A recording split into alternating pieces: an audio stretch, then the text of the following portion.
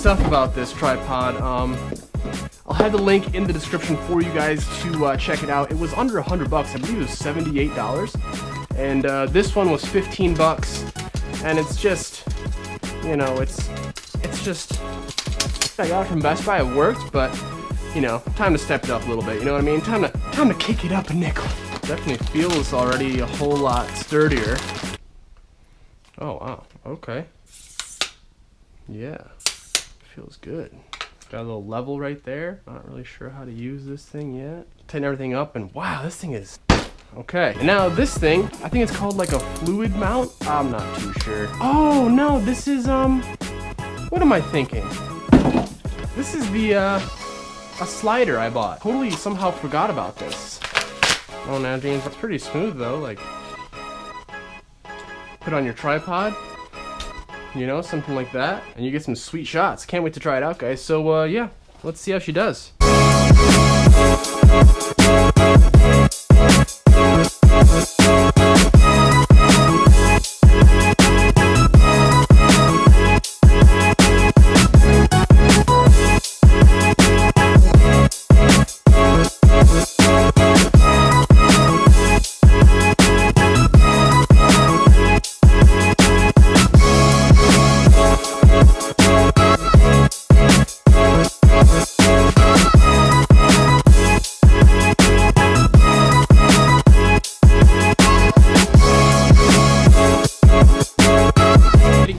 Right?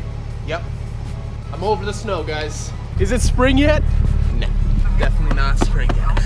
So for now, that's pretty much the edit you guys are gonna get, because I came all the way out here to Mendon Ponds to get some sweet, nice little sliding shots for you guys. And it turns out I don't have an SD card in the camera. In the next video, ice is like falling off. In the next video, something after that, we'll obviously get some nice slider shots for you guys. It might be better once the snow melts off and my car isn't just absolutely filthy. I've never even washed this thing since I got it. The first day I got it was the only time I washed it, and that was like 4 or 5 weeks ago now. What's going on, guys, and welcome back for another video here on the channel. My name is Calvin, and as you guys can see, we're gonna be doing a top 5 things I love about my S14.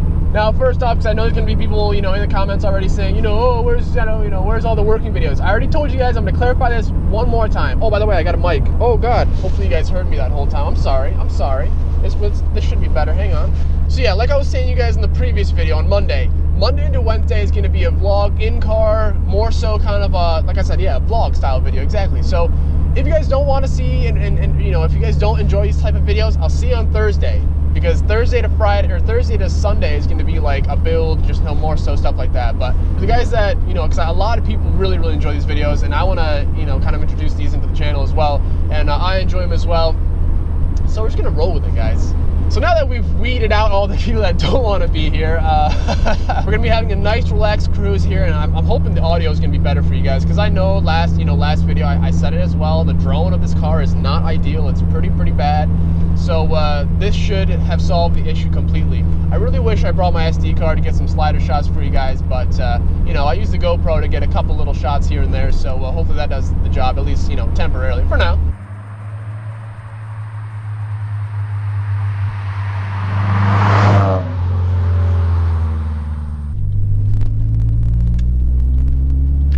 Like the one roundabout we have in this like area.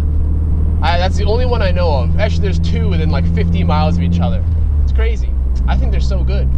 I think we need to use more of them. But a lot of people surprisingly have no idea how to use them. So getting right into the topic, guys, the first thing I love about my S14 is how rare it is. And I know it's not, you know, rare as far as like there's like 3 of them left, but where I live, I know in California, people are be watching this, like I see one every 2 seconds. Actually, in the West Coast in general, you see a lot more of these things. But here where I live, very uncommon. Maybe you'll see 1 or 2 on the road driving. I personally haven't seen one last year. I saw 1 or 2 the year before, but you see a couple at shows and stuff like that. But you know, they're very rare. They're hard to come by around here, which is nice. I enjoy that fact. That's why I get these cars. I don't like seeing the same car every 2 seconds. You know, I don't know. It's just me, I guess. You know, like when I had my 2002 suit, like WRX, the Bug Eye. I mean, Awesome car, great car, loved it. Kind of miss it. Very clean, Arctic white, Aspen white, whatever they called it. No rust, beautiful car. But I mean, you saw one every 2 seconds. Not necessarily a white bug eye, but I'm just saying, like, WRXs in general, so many people have them. I guess it's all about location because, you know, where I live, like I said, you look around, there's snow everywhere. At least, honestly, this year it hasn't been too bad. We've only gotten a few inches at some times. So it's been actually quite dry, luckily. What's going on here? Oh.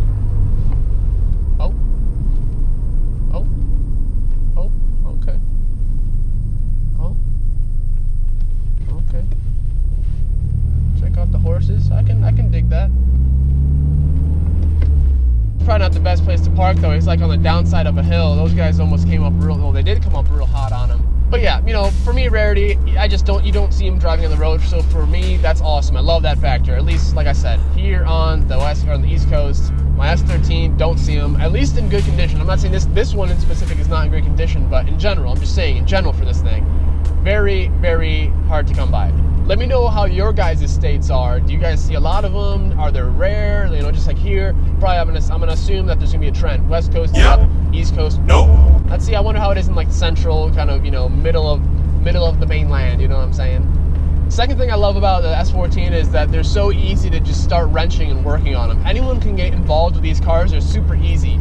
I hate to say it, but they're like the Civic of the Nissan world. They're very, very simple. A lot of parts for them, very cheap. Well, strictly speaking, very cheap. You can obviously there's a nice range of parts between cheap stuff, and then you can go all the way out and ball out and get some crazy stuff, which may not even be necessary. But you know, obviously, you know, you pay for what you get essentially to an extent, obviously. And then the market just continues to grow as far as, you know, parts and there's so many forums out there for you guys to get involved and learn. And for me, when I was building my S13 with the RB20 swap initially, the first year, because I've had this car for 3 years now, the first time I put it together, I didn't know what I was doing. You know, I kind of looked at it as a big Lego kit and just, you know, kind of just spread everything out and like, all right, let's figure this out. Let's go here, let's start with the wiring. Let's get everything underneath done, and the carpet and the seats, you know, and the dash. So it all comes together. Like I said, a lot of stuff on the internet, YouTube videos. That's why I'm here to try and help you guys out for any issues that you may have, questions, whatever, when it comes to 240 stuff. I want to be the 240 guy. I want to be the guy on YouTube that just knows everyone wants me to build their 240. That's the goal. Now the third point, and it kind of ties in with the second, I've already kind of mentioned about how there's just so many parts available, and they range from cheap to expensive. I mean, you can build a whole 240 out of eBay parts and spend, you know, a tenth of the price of what it would be to you know, get fully Tomy, HKS, whatever, you know, everything. I mean, it'll still do, I'm sure, the same task, but you know, longevity and stuff like that. That's always the question raised. But what are you gonna do? You got to find that median. You know what I mean? Not everyone's gonna be able to get some crazy parts of their build. You know, and I mean, there's so many websites nowadays. You look at Injuku, FR Sport, 240SX Motoring, Raw Brokerage, just to name a few, just based on 240 stuff. I mean, there's so much stuff. Now, a lot of people ask me why I enjoy 240 so much, and this ties into my fourth point.